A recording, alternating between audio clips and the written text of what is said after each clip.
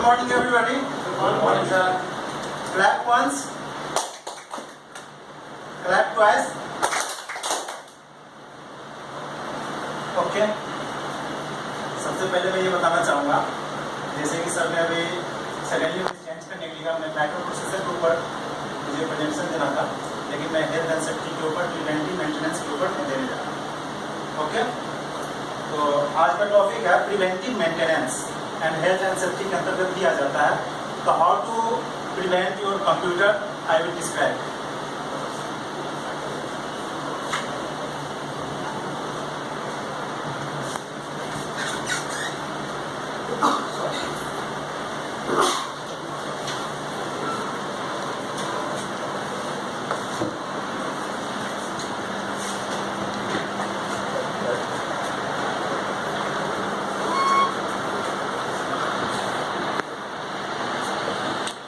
सबसे पहले हमें ये जानना है कि हमें किन किन चीज़ों से प्रिवेंट करना है।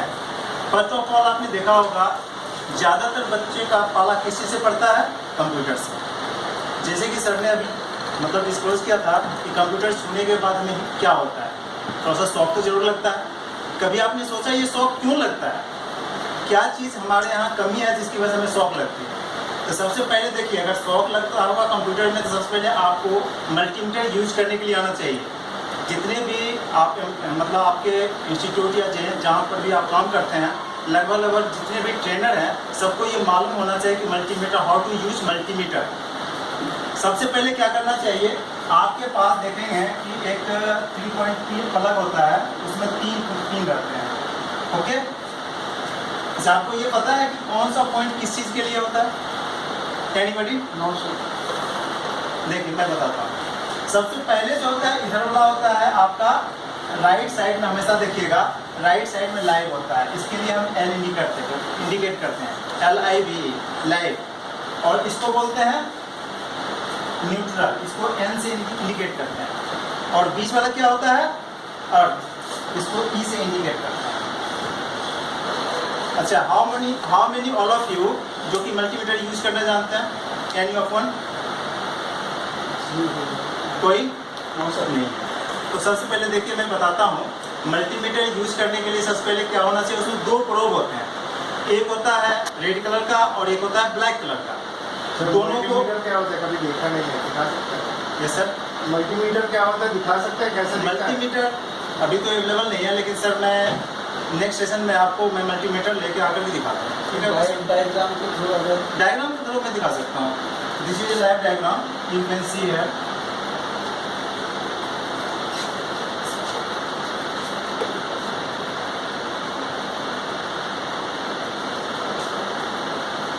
आपको डिफरेंट पॉइंट यहाँ पर दिया हुआ रहता है।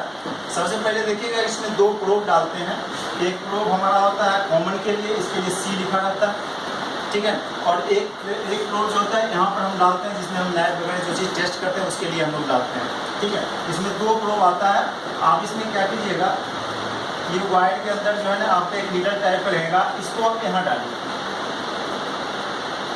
इसको डालने से पहले एक प्रिकॉशन आपको करना पड़ेगा। मल्टीमीटर डिफरेंट पॉइंट होते हैं।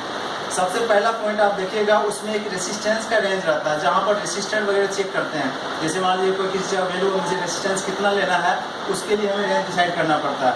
दूसरा होता है जैसे दूसरा पॉइंट होता है आपके लिए AC पावर सप्लाई और DC के लिए। AC के लिए आपका 650 से लेकर के 1000 तक का रेंज रहता है। और DC के लिए भी आपका उतना ही रहता है और AC के लिए भी उतना है। लेकिन डिफरेंट कंपनी जो है ना, इसका मैन्युफैक्चर जो अपने डिफरेंट तरीके से करता है। इसमें आपका DC आपको 0.02 वोल्टेज से लेकर के आपको मिलेगा 750 तक DC, और AC आपको मिलेगा 650 से लेकर के 750 तक या 1000 तक हो सकता है। AC और DC, चलिए AC, very good question. AC और DC, AC and DC। AC means होता है alternate current. Alternate current means इसके अंदर फ्रीक्वेंसी होता है। 1 सेकेंड के अंदर 50 हर्ट्ज इसकी फ्रीक्वेंसी होता है, जो कि 50 वाट अप एंड डाउन, यानी कि हाई एंड लो होता है। इसलिए इसका symbol hertz is the unit of unit of measurement unit of AC, hertz frequency, measurement unit of frequency like this is the AC frequency. It always ups and down, ups and down, ups and down. But DC frequency is, you can directly indicate this.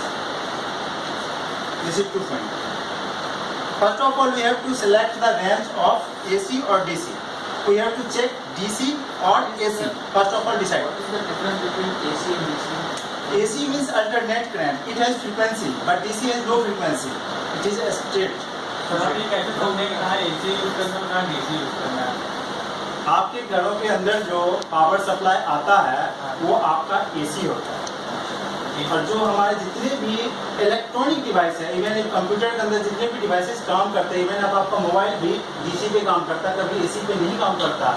आप एक mobile charger आप use करते हैं, mobile charger से हमारा क्या होता है, 3 प्लग में हम लगाते हैं, वो हमारा क्या लेता है AC, इसको DC में कन्वर्ट करके आपके मोबाइल को सप्लाई देता है, तब वो आपका चार्ज होता है। अंडरस्टैंड? Any question? तो हम यहाँ पर थे, तो सबसे पहले क्या करेंगे, इस दोनों को पॉइंट पे हम कनेक्ट कर देंगे। यहाँ पर क्या सेलेक्ट करेंगे, AC। यहाँ पर AC वाला सिर्फ आपको सिंबल दिखा रहेगा, ठीक है, और DC का सिंबल कैसा रहेगा, ऐसे ऐसे। आपको ये रेंज डिसाइड करना पड़ेगा, AC चेक करना है या DC। अब इसमें देखिएगा AC का जो रेंज होता है आपका मिनिमम दे रखा है 650। अगर हम उससे नीचे करते हैं तो हमारा मल्टीमीटर खराब हो सकता है। क्यों खराब हो सकता है?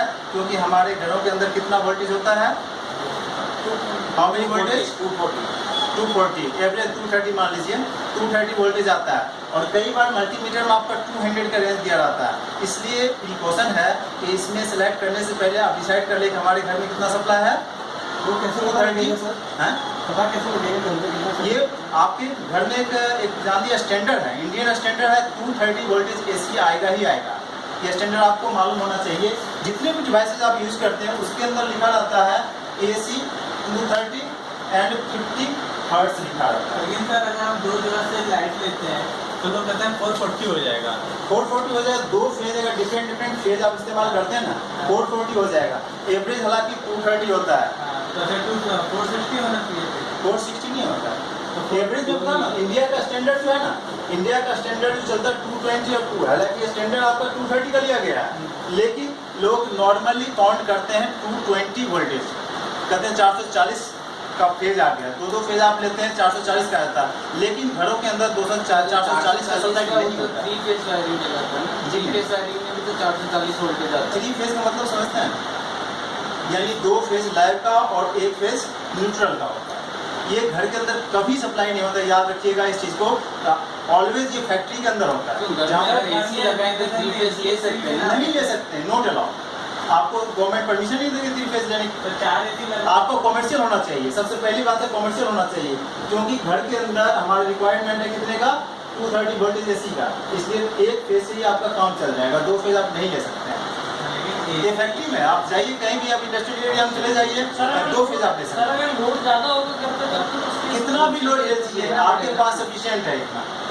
मेरे घर में सपोज 4 AC लगे हुए हैं, आप 4 या 50 पूरे कमरे में, हर एक कमरे में 10-10 AC लगा लीजिए, और भी डिवाइसेस लगा लीजिए। आपके यहाँ वायरिंग चेंज करने की जरूरत है, ना कि आपका फेज चेंज करने की जरूरत तो है। जब मैं 4 AC पे मैं 10-10, 15-15 AC जैसे आप कह रहे हो मैं लगवा दूंगा, तो उससे तो मेरे घर पे लोड बढ़ जाएगा। लोड बढ़ने से मेरे को लोड आप देखिए, लोड बढ़ाने के लिए लोड बढ़ने से मेरे को उसकी पेनल्टी जमा करानी पड़ेगी कि लोड बढ़ गया है। आपको लोड लेकिन मिल 2 रहा है फेज ना, मतलब लेकिन लोड बढ़ गया तो आप जो है ना 2 फेज नहीं ले सकते, किसी भी घर के अंदर 2 फेज अलाउ ही नहीं है,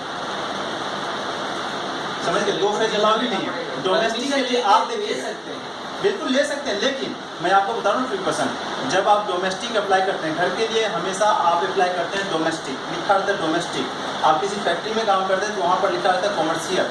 कॉमर्शियल के लिए 2 फेज 3 फेज आप ले सकते हैं, लेकिन डोमेस्टिक में आप जब भी लेंगे, जो भी वहाँ पर आपको डोमेस्टिक कनेक्शन देने के लिए आएगा, जहाँ भी आप अप्लाई करेंगे आपको सिंगल फेज देगा, एक लैब और एक न्यूट्रल। तो ठीक है, उसके बाद देख लीजिए, मैं बहुत मार्केबल पॉइंट बताने जा रहा हूँ, जिसको कि आप कहीं भी चेक कर सकते हैं, अपने घर में, अपने ऑफिस में, कहीं पर भी। इसके लिए देख लीजिएगा, लैब और न्यूट्रल के बीच में कितना सप्लाई होना चाहिए। तो जब भी आप चेक करें लैब और न्यूट्रल, नोट कर लीजिएगा, कर लिया लैब टू न्यूट्रल, आपके घर में 230 वोल्टेज या लमसम, कम भी हो सकता है ज़्यादा भी हो सकता है, आप इसको ले सकते हैं। उसके बाद आता है lab to earth. Lab to earth, अगर ये आपका 200 समझ लीजिए आपका 25 आ गया, सपोज 2 to 5 वोल्टेज आ गया तो समझ लीजिए ठीक है, समझिए ना। उसके बाद एक और पॉइंट आता है, कौन सा? Neutral to earth. Neutral to earth, इसमें जो है ना कौन सा वोल्टेज आता है पता है आपको? Leakage voltage. जो डिफरेंसेज आता है ना आपका 232 टू 25 है, जो लीकेज वोल्टेज होता है ना, वो आपका लगभग 2 से लेकर 5 वोल्टेज तक लीकेज वोल्टेज माना जाता है सही। अगर ये कंडीशन आपके घर में है तो समझ लीजिए हमारे घर में प्रॉपर अर्थिंग है। अगर नहीं है तो आपके सिस्टम में कभी भी करंट आ सकता है, आपके क्या कहते हैं कूलर में करंट आ सकता है, कहीं भी आ सकता है। सिस्टम कितने वोल्ट पे चलता है? सिस्टम देखिए, सिस्टम को चलाने के लिए हमारा जो SMPS का डिजाइन जो किया गया है, आपका 180 वोल्टेज AC से लेकर के 260 वोल्टेज AC तक काम करता है। इसका रेटिंग दिया हुआ रहता है, आप देख लीजिएगा। लेकिन ये पढ़ा कि 5 वोल्ट से 12 वोल्ट के देखिए ये input voltage, this is the input voltage, but output are different voltage. I can explain you. First of all हमारे पास एक SMPS होता है, एक यूनिट होता है जो कि 3.3 वोल्टेज भी आउट करता है, 5 वोल्टेज भी आउट करता है, 12 वोल्टेज भी आउट करता है, -5 भी करता है, -12 भी करता है, ग्राउंड भी होता है, पावर गुड सिग्नल होता है, स्टैंड बाय सिग्नल होता है। There are so many kinds of signal required according to the requirement of our PC. I can explain, but there is no enough time. So I want to explain about some mind map to recall about everything. Can I rub it? Yes.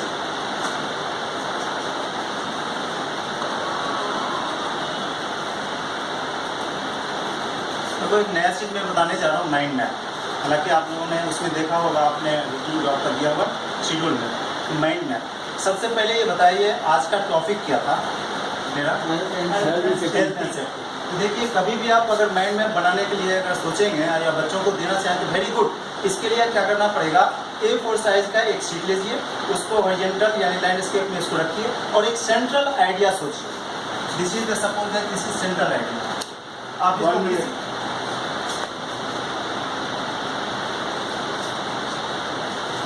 अब इसके different branch बना दीजिए। जैसे AC आपने माना, इसमें आपने थोड़ा सा DC ले लिया, इसमें मल्टीमीटर के बारे में थोड़ा डिस्कस किया।